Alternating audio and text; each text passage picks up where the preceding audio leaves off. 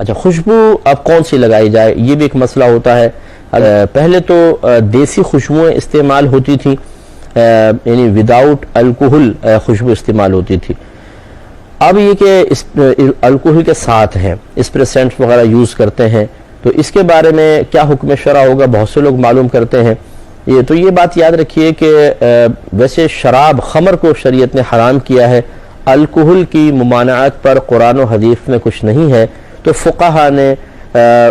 دیگر چیزوں پر، نشہ آور چیزوں پر جیسے شراب، خمر وغیرہ، ان پر قیاس کر کے الکوہل کو بھی منع کیا،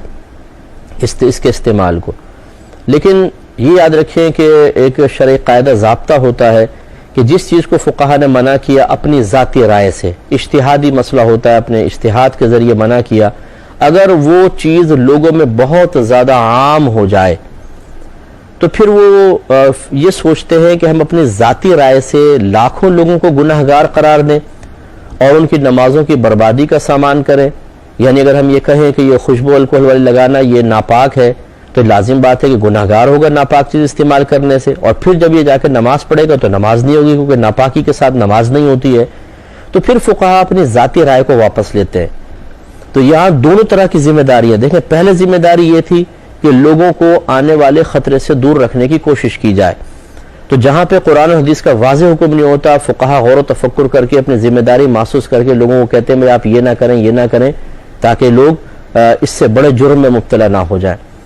لیکن جب اس کے خلاف چیز معاشرے میں رائج ہو جاتی ہے، اور یہ کوئی پری پلان نہیں ہوتا کہ لوگ کہتے ہیں کہ علماء کو تو مخالفت کرنی ہے، چلو تم بھی کرو، تم بھی کرو، تم بھی کرو، ایسا نہیں ہوتا۔ غیر محسوس طریقے سے فقہا کا قول کسی کے پاس نہیں پہنچ پاتا، یا پہنچا ہے تو وہ توجہ نہیں کر رہا ہے اور اس کے خلاف عمل رائج ہو جاتا ہے، تو پھر فقہا اپنی ذاتی رائے سے لوگوں کو گناہ گار قرار دینا، ان کی عبادات کی بربادی کا سامان کرنا یا ان کی عبادات کے نہ ہونے کا حکم دینا پسند نہیں کرتے ہیں، وہ اپنی رائے کو واپس لے لیتے ہیں اور جواز کا حکم دے دیتے ہیں۔ اس کو شرعی اصطلاح میں عموم بلوہ سے تعبیر کرتے ہیں کہ جب کوئی بہت زیادہ عوام میں چیز رائج ہو جاتی ہے، جس کو کہتے ہیں ممنوعہ چیز، اور قرآن و حدیث سے اس کی ممانعت پر کوئی صریح واضح حکم بھی نہیں ہوتا ہے، فقہا نے اپنی ذاتی رائے سے منع کیا ہوتا ہے، تو پھر عموم بلوہ کی بنیاد پر علماء یہ فرماتے ہیں کہ اگر ان لوگوں کو ان چیزوں سے روکیں گے شدید حرج میں مبتلا ہوں گے، بہت زیادہ، کیونکہ عادت چھڑوانے میں شدید حرج ہے، اور پھر یہ بہت زیادہ راسخ ہو چکا ہے، رائج ہو چکا ہے، یہ چھوڑتے بھی اگر ہم لگاتار بھی محنت کرتے رہیں بہت ٹائم لگے گا، تو پھر کیا اس دوران ہم یہ کہیں کہ آپ کے کپڑے ناپاک ہیں اور آپ کی نمازیں نہیں ہو رہی ہیں؟ پھر وہ کپڑے جس پہ یہ الکوہل لگایا اگر اس کو واشنگ مشین میں ڈالیں تو جن میں نہیں ہے کپڑے وہ اس کے ساتھ دھل گئے، وہ سب بھی ناپاکی کا حکم دے یا نہ دیں، تو بڑے پیچیدگیاں ہیں، تو لہٰذا پھر فقہا نے اس رائے کو واپس لے لیا۔ فی زمانہ اس دور میں الکوہل کا استعمال یعنی اسپریسنٹ وغیرہ کا شرعاً بالکل جائز ہے، اس سے کپڑے پاک ہی رہیں گے، اور اگر آپ نماز پڑھیں گے تو نماز پہ کوئی فرق نہیں پڑے گا، بلا کراہت آپ نماز پڑھ سکتے ہیں۔ فتویٰ اسی پر ہے۔ اب رہا تقوی، تقوی کی کوئی حد نہیں ہوتی ہے، لیکن یہ یاد رکھیے کہ تقوی فقط اپنی ذات کے لیے ہوگا۔ اگر آپ سمجھتے ہیں کہ جی الکوہل کا استعمال مناسب نہیں تو آپ نہ کریں، لیکن اگر آپ یہ فتویٰ دینے کی کوشش کریں گے کہ یہ تمہارا لگانا غلط ہے تو یہ بالکل غلط ہوگا۔ یہ وہی کرے گا جو شریعت کے معاملے میں بیچارے کو زیادہ مسئلے نہیں آتے ہوں گے، کیونکہ ہر شخص مفتی نہیں ہے، اور ہر مفتی موجودہ دور کے تقاضوں کے مطابق 6 وہ اسباب کہ جن کی وجہ سے حکم میں تغیر پیدا ہوتا ہے، ان کے بارے میں جاننے کا، ان کی معرفت کا اور ان کے استعمال کا ملکہ حاصل نہیں کیا ہوتا۔ ہر مفتی اس کے اہلیت نہیں رکھتا، لہٰذا اب نتیجہ کیا نکلتا ہے؟ میرے آقا صلی اللہ علیہ وسلم نے اسے ارشاد فرمایا کہ آخری زمانے میں علم اٹھا لیا جائے گا، پھر فرمایا کہ ایسے نہیں کہ کتابیں اٹھا لی جائیں یا علم سینوں سے کھینچ لیا جائے، بلکہ علماء جلد فوت ہوں گے اور کوئی ان کی جگہ لینے والا نہ ہوگا، تو لوگ جاہلوں کو اپنا رہنما بنا لیں گے اور ان سے فتویٰ طلب کریں گے، اور وہ جہالت میں ان کو فتویٰ دے کر خود بھی گمراہ ہوں گے اور لوگوں کو بھی گمراہ کریں گے۔ تو اس لیے مفتیان کرام سے ہی مسئلہ معلوم کرنا چاہیے، خصوصاً جو اس فیلڈ میں عرصہ دراز سے ورکنگ کر رہے ہیں اور ان میں اچھی صلاحیتیں ہیں، کوشش حتی الامکان کریں کہ ان سے آپ رجوع کریں۔ تو میں نے آپ کو تفصیل بتا دی کہ اگر کوئی تقوی اختیار کرنا چاہتا ہے کہ میں الکوہل استعمال نہیں کرتا، ٹھیک ہے جی آپ کریں، نہ کریں آپ نہیں کریں، لیکن وہ یہ نہیں کر سکتا کہ دوسرے کو کہے کہ تمہارے لیے الکوہل لگانا منع ہے، فتویٰ نہیں دے سکتا، فتویٰ دے گا قابل گرفت ہو جائے گا، کیونکہ حکم جواز کا ہے، فتویٰ یہی ہے، لوگوں کے لیے آسانی اسی میں ہے کہ لوگوں کو جواز کا حکم دیا جائے، اسپرے سینٹ لگانا بالکل جائز ہے، آپ نماز پڑھیں گے آپ کی نماز بھی ہو جائے گی،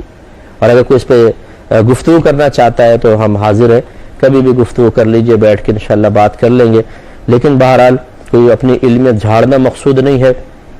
کسی کی تحقیر مقصود نہیں ہے، لیکن سمجھانا یہی مقصود ہے کہ بعض اوقات شیطان تقوی کی راہ میں انسان سے گناہ کروا رہا ہوتا ہے، اس کو غلط راستے پہ لے کے جا رہا ہوتا ہے۔ الکوہل کا ترک کر دینا اگر یہ تقوی ہے تو دوسروں کو اس تقوی کو مسلط کرنا یہ خلاف تقوی ہے۔ تقوی یعنی اللہ کا خوف دل میں جس مفتی کے ہوگا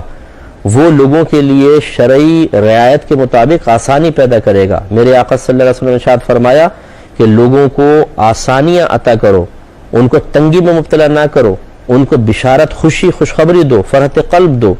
ان کے اندر تنفر پیدا نہ کرو۔ یہ بخاری کی روایتیں گزر چکی ہے، نبی کریم صلی اللہ علیہ وسلم نے اس سے منع فرمایا، تو لہٰذا جہاں پھر فقہا رعایت دیتے ہیں وہاں پر رعایت ہی ہوگی، اور یہ رعایت کوئی خلاف تقوی نہیں ہوتی ہے، یہ مطلوب شرع ہے، عین مطلوب شرع ہے، اس لیے اس کا خیال کرنا چاہیے۔ تو لہٰذا خلاصہ کلام یہ ہوا کہ جو وداؤٹ الکوہل لگانا چاہتا ہے وہ بالکل لگا سکتا ہے، بہت اچھی بات ہے، اس کی مرضی ہے، اور الکوہل سے بچنا چاہتا ہے بہت اچھی بات ہے، اپنے لیے ایسا کر سکتا ہے، لیکن اگر کوئی الکوہل والی خوشبو لگانا چاہتا ہے یہ وداؤٹ الکوہل، اس کو بالکل اجازت ہے، وہ کر سکتا ہے۔ تو خوشبو بہرحال اچھی طرح لگانی چاہیے، آپ نہائیں دھوئیں، صفائی کریں، مسواک کریں، اگر سرما کاجل ہے تو وہ سرما یوز کر لیں، اور بالوں میں تیل لگائیں، صاف ستھرے کپڑے پہنیں، نئے پہننا کوئی ضروری نہیں لیکن صاف ستھرے کپڑے ہوں، اور خوشبو لگا کر معطر مہکتے ہوئے مسجد کے اندر آئیں۔ بعض لوگ کھانے پینے سگریٹوں پہ پیسہ خرچ کر دیتے ہیں لیکن خوشبو نہیں خریدتے، ان کے پاس خوشبو ہی نہیں ہوتی ہے۔ اب یہ بہرحال میں نہیں بتا سکتا ہوں، یہ پھر کاروباری معاملہ بن جاتا ہے کہ کہاں سے آپ کو خوشبو خریدنی چاہیے، کون سی خوشبو بہت اچھی ہے، لیکن یہ اپنے اطراف میں آپ دیکھ سکتے ہیں، بعض اوقات مسجدوں کے باہر ہی اسٹال لگائے ہوتے ہیں، لوگوں نے اس پہ خوشبو وغیرہ ہوتی ہے، وہ اچھی سی خوشبو آپ لے لیں، لیکن خوشبو ہی ہو۔ یہ بھی بس ضمن ایک بات عرض کرتا ہوں کہ بہت ہی خوشبو کے معاملے میں بے ذوقی نظر آتی ہے کہ جس کو وہ خوشبو کہہ رہے ہوتے ہیں دوسرے کا دم گھٹ رہا ہوتا ہے، اس سے ایسی لگا لیتے ہیں کہ لوگ ناک بند کر لیں کہ یار یہ کون سی لگا کر آ گیا بھائی خوشبو، یعنی بعضوں کو تو چکر آ جاتے ہیں ایسی خوشبو سونگھ کر۔ اتنی خطرناک بھی نہ لگائیں، پہلے ذرا معلوم کر لیں، لائٹ سی خوشبو ہو، اچھی میٹھی میٹھی ٹھنڈی ٹھنڈی خوشبو ہو کہ جہاں سے آپ گزریں لوگ مہک جائیں اور ان کا دماغ معطر ہو جائے، اور وہ پوچھیں کہ جی کون سی خوشبو لگائی ہوئی حضرت، ایسی کوئی اچھی سی خوشبو استعمال کرنی چاہیے، نہ یہ کہ اتنی خطرناک خوشبو لگا لیں کہ اس کو سونگھ کر جو سو بھی رہا ہو وہ ایک دم نیند اڑ جائے اس کی، یعنی کہاں سے ایک دم طوفان سا آیا تو پتہ چلا کہ حضرت نے ایک عطر لگایا، تو یہ نہیں ہونا چاہیے۔ تو واقعی خوشبو استعمال کریں، خوشبو کے نام پر بدنما داغ نہ ہو۔